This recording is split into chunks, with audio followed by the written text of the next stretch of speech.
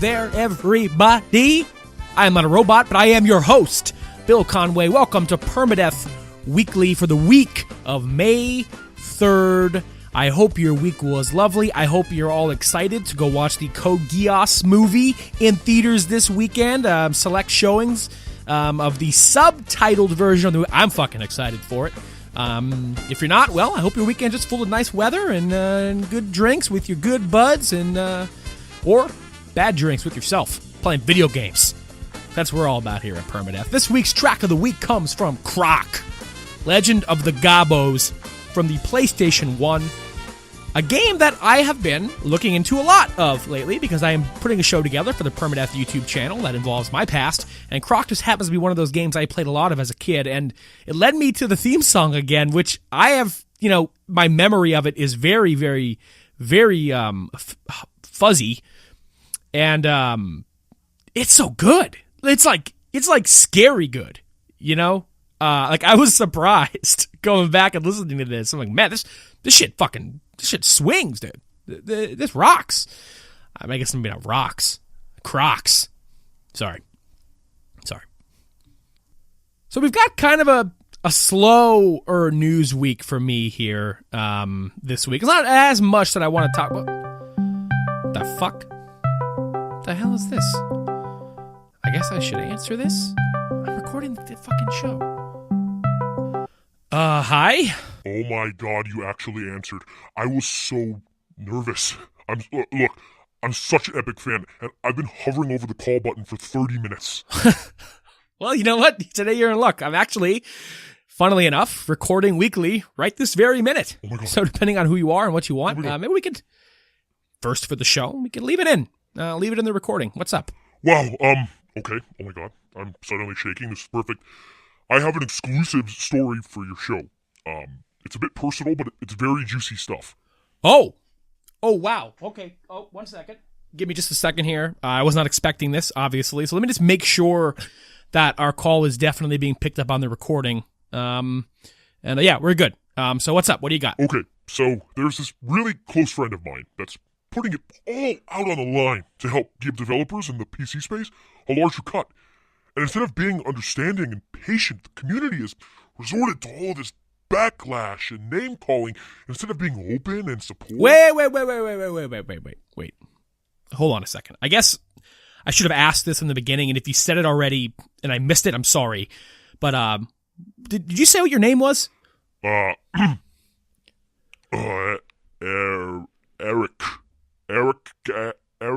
Oh, Jesus Christ. Epic Games, is that you?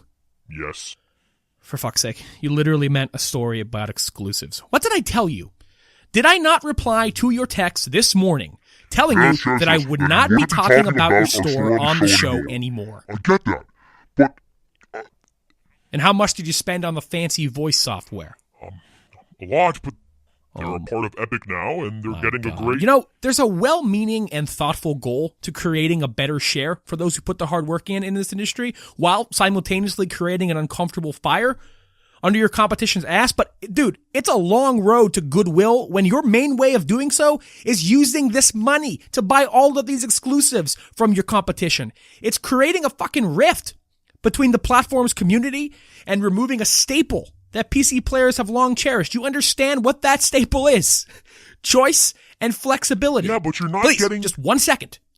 You already know how I feel about this. I personally do not mind using multiple launchers, but there are legitimate concerns being raised by people. And when you're taking existing IP, buying them off, and removing them off of Steam, then instead of looking like the big new nice family on the block, you're instead looking like that big new asshole family who starts building their fence into your fucking yard. Throwing your big body around with your money to force players to use your service might be the shortest route to succeeding in your mission, but you're losing out on a lot of goodwill from your community in the process. That makes sense. I think I'm starting to understand. Wait, one second. Sorry, my producer just came in. Hey, man, there's a phone call from a Tim Sweeney about some kind of buyout deal. Oh, for fuck. Oh, my God. Goodbye. Wait. Jesus Christ. Sorry about that, folks. I guess I'm going to leave that in because that about covers my opinions on the Epic Games situation and their acquisition of Psyonix and Rocket League this week. So besides that, in terms of a news week, like I said earlier, before the Discord call, which, by the way, hold on a second. Let me make sure they're on ignore before we continue. Okay, good.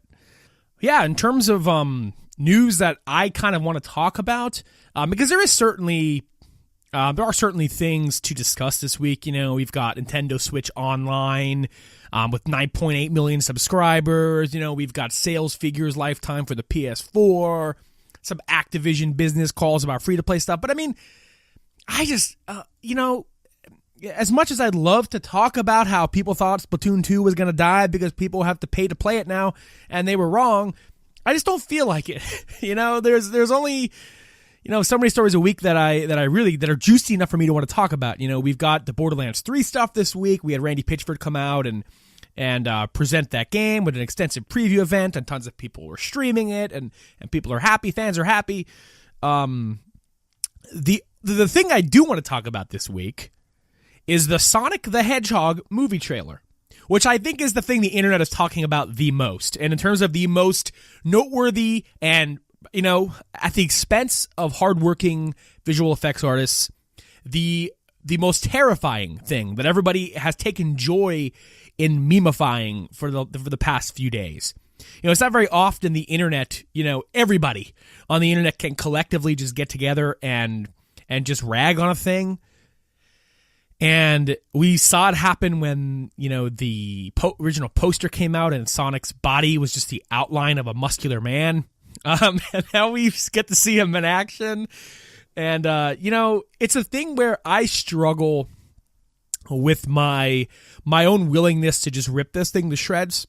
But I take comfort. No, you know what? Fuck that. I'm not going to use that word comfort. But I take solace in knowing that I am ripping probably the decision of a suit of somebody in charge of this movie who has no creative input besides saying what can or can't happen. There is no way any artist worth their salt thought that this design for Sonic was good.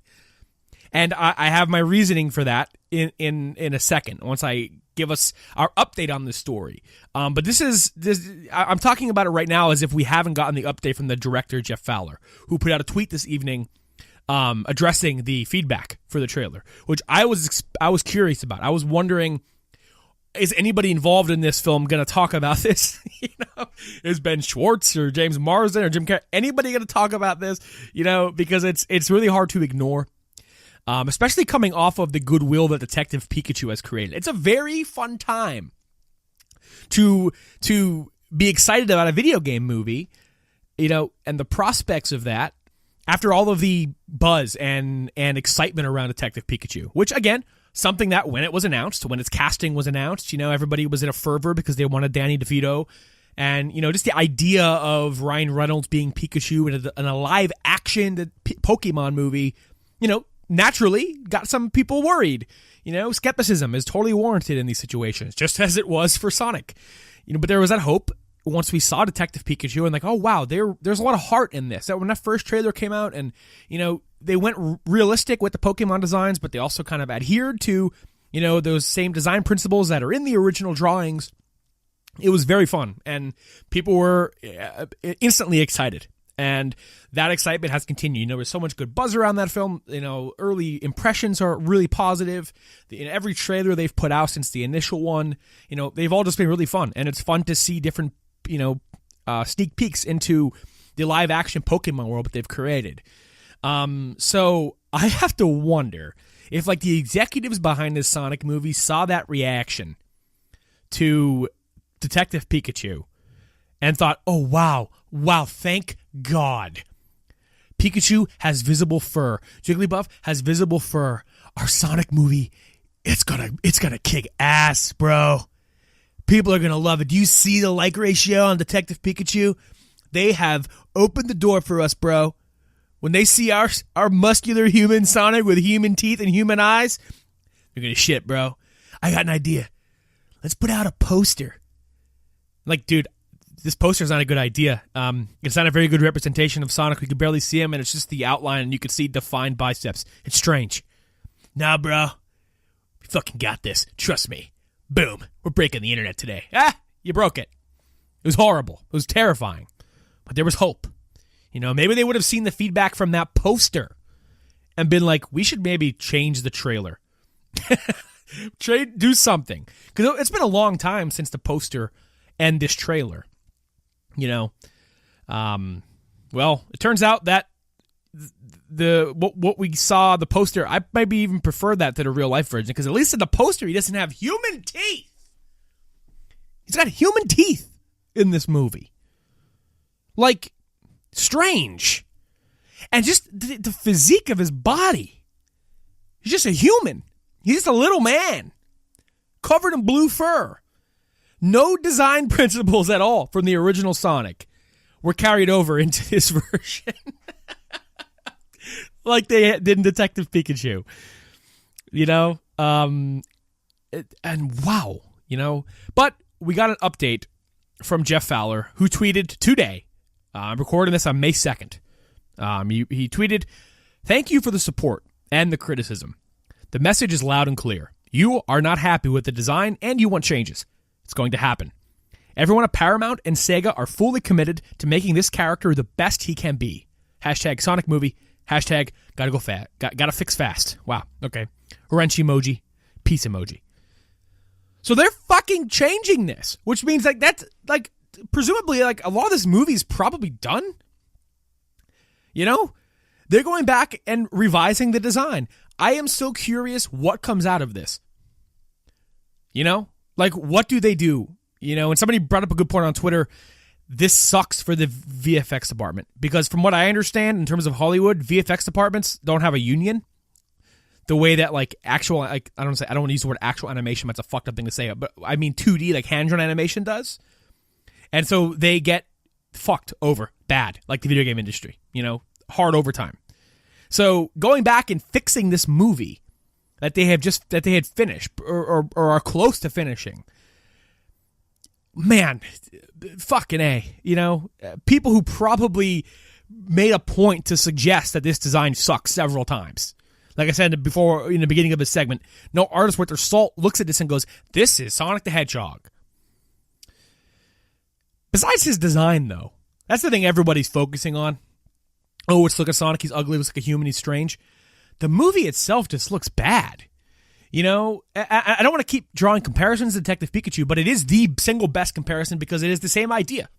You know, bringing this world that we know and love and bringing it to life, you know, literally. But while Detective Pikachu is set in the Pokemon universe, and it's cool to see this side of it, you know, and it's neat that, you know, we're in a world where this stuff exists and it's understood. And they don't have to like explain anything to the viewer. Like you're just watching another Pokemon city, you know, that could be in any of the games. Whereas like Sonic seems to just be in the United States of America, and he's like he has a line in the trailer about saving your planet, so he's probably from space. And like, what the fuck is the story of this movie? The trailer doesn't really say. Someone's causing blackouts. I think it's Sonic. And the military needs to find out why, so they hire Robotnik. But Robotnik is trying to kill Sonic, okay. But then, like, who is Sonic trying to fight? Robotnik? But if Sonic wasn't causing the blackouts to begin with, they wouldn't have hired Robotnik and given him all these military resources to do his job. So what the hell is the storyline in this film? Why is the United States military in a Sonic the Hedgehog story? The dude from Band of Brothers is in this movie. He's going to likely interact with Sonic at some point. What the hell is that? I saw some people talking like, man, wouldn't it have been cool to like set this in some of the zones from Sonic? So many neat aesthetics that you could have pumped into this thing. You know, flavor from the games. Instead it's like Sonic probably, I bet you I know how this movie starts. He probably like crashes into Earth in his blue ball form. Sorry, I don't know much about Sonic. And then he causes a blackout. And then like, I don't know what his motivation. I don't know what this movie is, man. Strange. So strange. I mean, I'm going to watch it. No doubt about it. But I mean, yeah.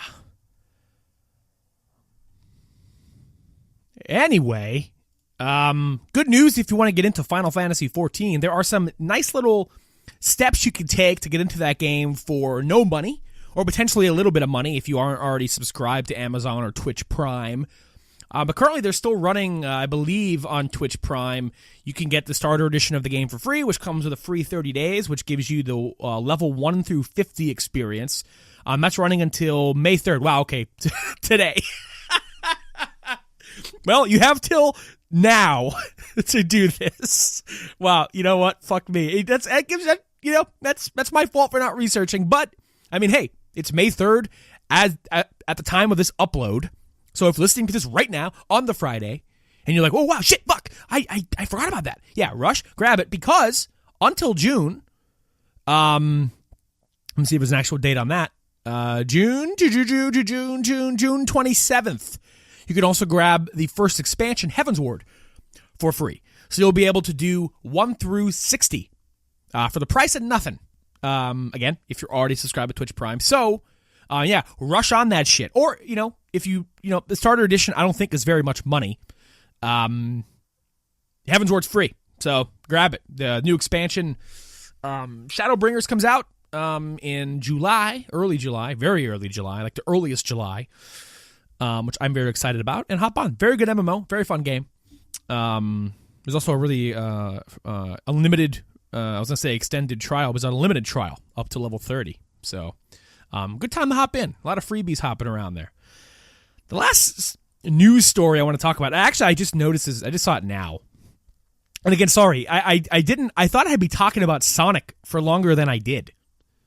But there's not much to say besides I'm bewildered, and anything that could be joke-worthy, they're apparently fixing the way he looks. So, I mean, I'm going to wait and see what he looks like after the fact. They have until November to fix him. And Jim Carrey as Robotnik.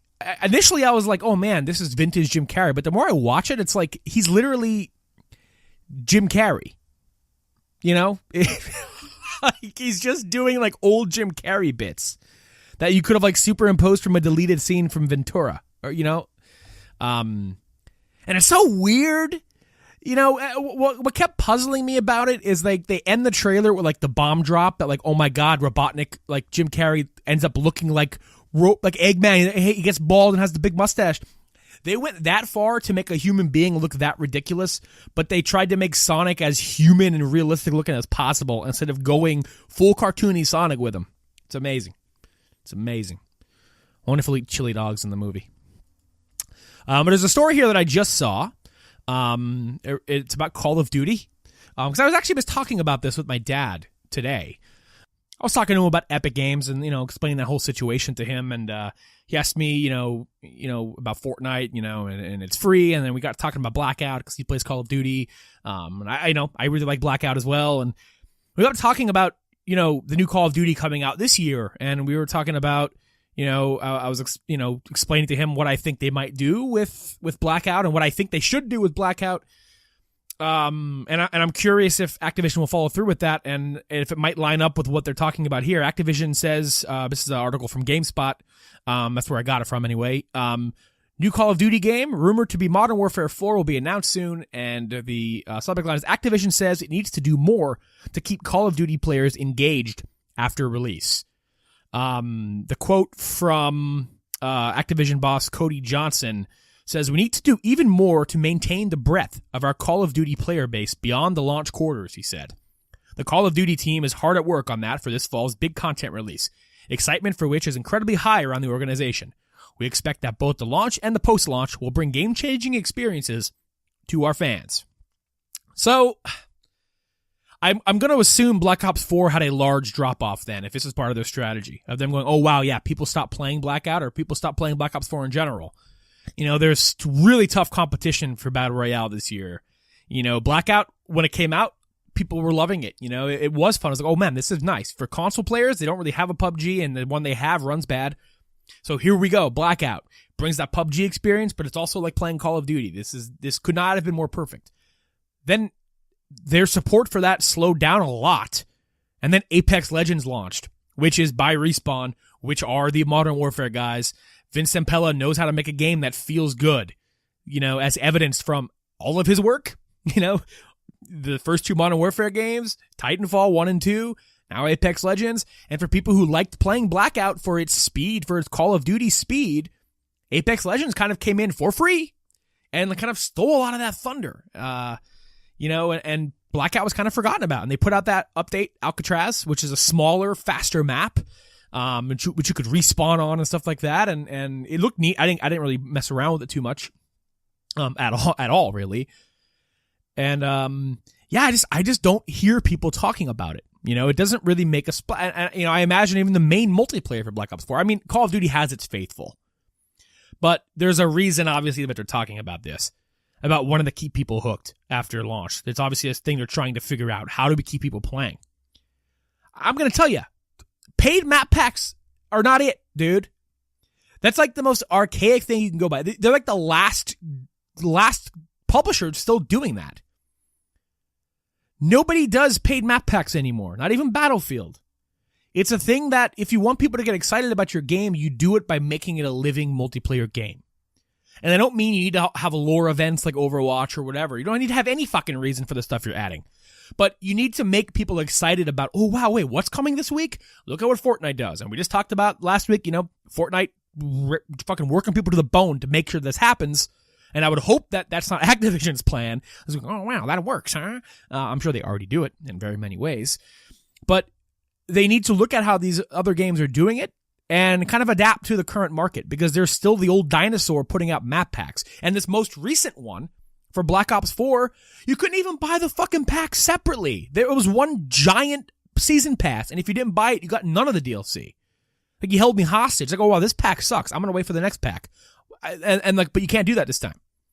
So I think your DLC strategy scared some people off from maybe buying that. Who wants to drop $50-$60 on maps that might suck? But your only way to experience even some of the good ones are buying them all. I have to imagine that probably didn't sell very well. I have no data on that at all. I'm just inferring. I mean, the aggressive monetization of Black Ops 4 was a joke. It had literally every style of microtransaction in it. It had a battle pass. It had loot boxes. It had everything. It had individual skins to buy for like $25. It had then the season pass. It's like, Jesus fucking Christ. Spare any room, you glutton. And was it like a smorgasbord? Let's see which one makes more money. And then I'm like, did any of them? I'm sure they did, but I can't imagine too many people bought into some of that stuff. People were more vocal about that than ever. So I'm curious what their plan is for this. How do you lock people in to the next Call of Duty? Free support. Free packs. Free maps, man. And I think what you do, with Blackout especially, because it's going to be very interesting. The thing I'm most looking forward to seeing is what they do with Blackout. Because that costs money.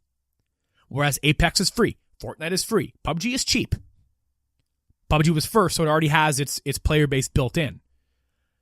But Blackout, when the next Call of Duty comes out, what do Call of Duty players do? Because I believe, from what I've read, there is no Battle Royale in Modern Warfare 4. That's not something they have in development. So Blackout, presumably, will probably be Call of Duty's Battle Royale mode. That will potentially be built out every year. They got to make it free to play. And this has been said ad nauseum. I'm not the first person to say this, but they have to make Blackout free to play. And then I think what they should do, whether Treyarch wants to do it or not, I think it's very important, is when Blackout goes free, I think when Modern Warfare 4 comes out, I think Call of Duty devs should unite a little bit, and I think Treyarch should work with Infinity Ward and make a Modern Warfare 4 themed map and weapon set for Blackout. And then whenever the next Call of Duty rolls around, Treyarch and the Blackout team should work with whichever team is making the next Call of Duty and add to Blackout. If you can build Blackout to being this free-to-play, massive, every year it gets a giant update themed around the latest Call of Duty Battle Royale game, you have something very neat on your hands. I mean, and they've already experimented with Blackout being free for an extended period of time. It's been free for the entire month of April, so people can try out Alcatraz. It's been free on PC, Xbox, and PlayStation. And I'm very curious if they're using that data and thinking, wow, we made it free for this month. Look at all the people who joined. And those people played that entire month. Imagine if we made it free the entire year and supported it next to the new Call of Duty games. Hey, I think it's a great idea. I'm not a money man. I don't make these decisions. But hey, they're thinking about some ways to keep people. I think that's a great idea. I think that would be smart and consumer friendly and respecting the work that went into Blackout. Because I wouldn't want to see that abandoned because from everything that I've read and heard is Vonderhaar and the team of Treyarch worked their ass off on Blackout. And they had a team dedicated specifically to it. So keep them working on Blackout. Have whoever else at Treyarch make whatever the next Call of Duty is. What else I'm curious what Treyarch does because I don't know if they keep making Black Ops games. So I don't know, man. Food for thought, Cody Johnson. If you're listening, call me up on Discord. Epic Games fucking does it. Yeah, that about does it, honestly, for like the news this week. I said last week I would give you some Days Gone impressions, and yeah, man, I think that game rocks. To be honest with you, I'm glad it does because I said last week I had a whole thing about how people should appreciate sevens more often. You know, and people automatically look at scores like that and they write these games off because they're not 10s or 9s, you know, but not everything could be that. But I picked Days Gone up and have up maybe 8 to 10 hours in it so far, and I don't know it's great. I would call it great. I think it's well made. It's beautiful. I think the gameplay loop is very satisfying. I'm a big open world fan. I like it. I think it's neat to see zombies roam through the forest at night. You know, riding the motorcycle around is very fun. I like Deacon as a character. I know, his character came into question a lot into reviews.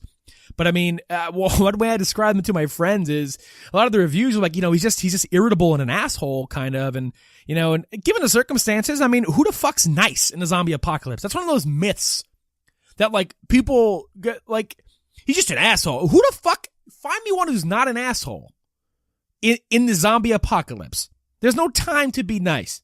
That's not an excuse maybe to be a jerk. But like, man, life sucks. And like, it's not even like the life sucks way of like, oh man, I fell in a puddle this morning. It's like, no, I could literally walk out my front door and get eaten by a fucking freak. I'm mad. But the way I describe them to my friend is that it's like playing a Division 2 enemy. Like a random grunt in the Division 2 as a protagonist and give it a little more personality. And I say that in the best way possible because one of my favorite things in the Division 2 is like the banter that the enemies will yell out. They'll just yell out these like really silly, just profanity laden just screams of like, oh, you fucking bitch stick. And like Deacon will just yell stupid shit out like that. And I love it. I love it.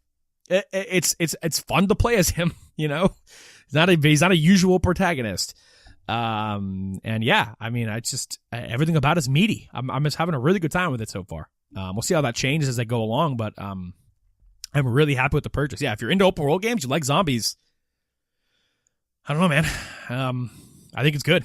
And I'm hearing a lot of good buzz about it online, too. I'm happy, We live in a time where reviews are really not as important as people make them out to be anymore. And I think publishers should clue in on that, too. Because I don't know if publishers still do the whole Metacritic bonus shit, if they care even about it, or if they're smart and care more about the analytics of what are people talking about on social media and how well is it doing on Twitch. Because Twitch is more important than anything nowadays. I find out about so many games on Twitch, I'm looking at that top 30 games on there and seeing what people are streaming and it's like, oh wow, what is this? And if you have a streamer enjoying the game, that translates to sales from people in chat, man. And you might not think it does, but it does. That is why people give games to streamers. That's why people put so much stock in that. Because why read a review and someone painstakingly going over every detail when you can watch someone play it and see if they're having fun and go, wow, this looks like something I'd like to play. It's so valuable. And for the longest time over the week of Days Gone's launch, it was in like the top 10 every single day. Like 50,000 viewers like every day. People playing it, people watching it. So it had really good retention for its initial launch, which for single player games, they always drop off because once streamers start beating them, no one's watching them anymore. But, it's still up there. It's at 10K viewers right now as I'm recording this. So I think the game's going to do just fine. And it cracked. It was like the top physical sales launch in the UK this year, beating Mortal Kombat this month. Fucking impressive. So that kind of stuff makes me happy because people fight tooth and nail, viciously insult people over reviews. You know, and that console fanboy stuff comes out. You know, when an exclusive gets a bad review, either side. We saw it with Crackdown. We're seeing with Days Gone. People just like, yes, I'm so glad it sucks. It's like, fuck you, dude. Like, you suck. You suck. How dark are your days? That's like something you're willing to just go to bat for. You know, an exclusive on a platform you don't own got a bad score, so you're like flexing in the mirror over it. Mom, you'll never fucking believe it. It got a 71, Mom. Do you fucking see these muscles, Mom? You see this shit? You see how strong it's making me? Do you see? I need some toast, Mom. I need some bread. It's fucked up. It's real fucked up. It's real fucked up. But, yeah. Fuck reviews. You know? For determining whether you should or shouldn't buy something. I think they're fine. I think reviews have a purpose.